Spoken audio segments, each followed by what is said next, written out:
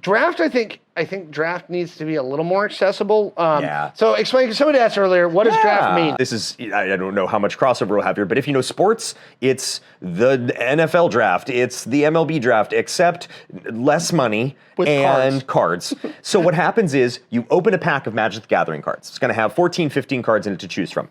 You look, you pick one, and then you pass the pack to the next player. And then you do that again and again and again. And you build a deck out of what you draft.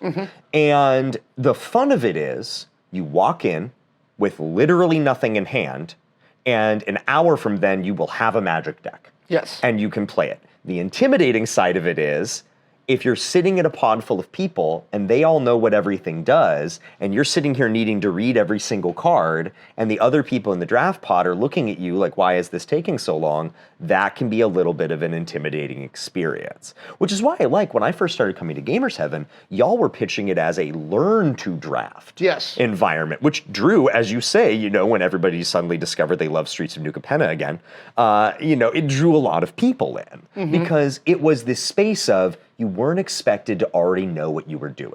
Which is why I'm excited in a bit here as we have time to talk about the RCQ that we're gonna run, because talk about an event where people expect you to know what you're doing. Yes. And if you have somebody, like a Learn to Draft event, like maybe what this stream can be for people, where somebody can say, hey, here's what you need to know about this in order to enjoy yourself here. Something Wizards started doing I really liked, they include these little cardboard inserts in the top of a lot of draft boxes of here's the archetypes. Yep. Blue-white is draw to, black-red is sacrifice. They've done that a lot lately. And they used to not. Yeah, it used to just be a box of packs and that was it. Yep. Now, like when we did the Unfinity draft recently. That's the toppers. Yep. 2 of us had drafted it before, I think, maybe 3. And so I handed those around and everybody was like, oh, I'm wearing a hat. I can do black-white hats because it's Unfinity. Yep.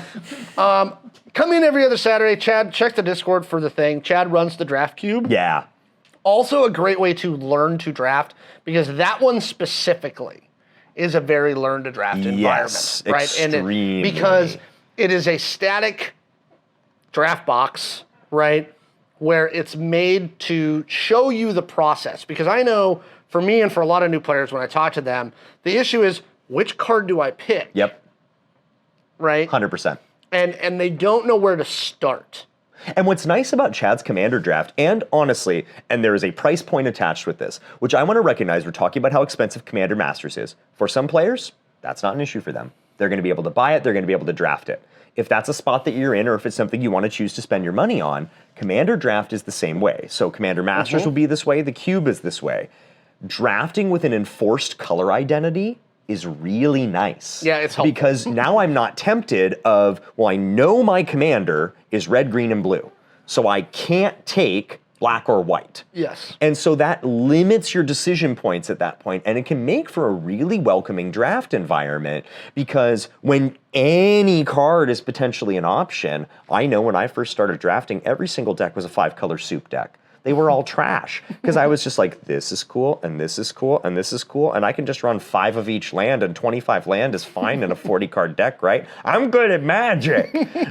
And so, which there's a whole story about how I, thinking I was good enough to teach people Magic, was quite quickly shown how much of a scrub I was in Anchorage, Alaska growing up, but that's how I got into playing at FNMs. That's a whole nother story.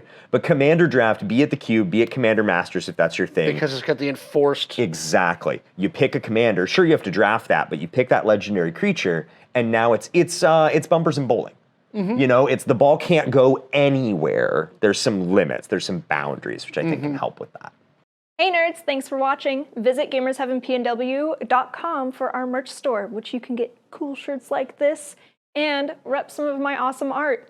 Also, like and subscribe for more content so we can make more videos for you.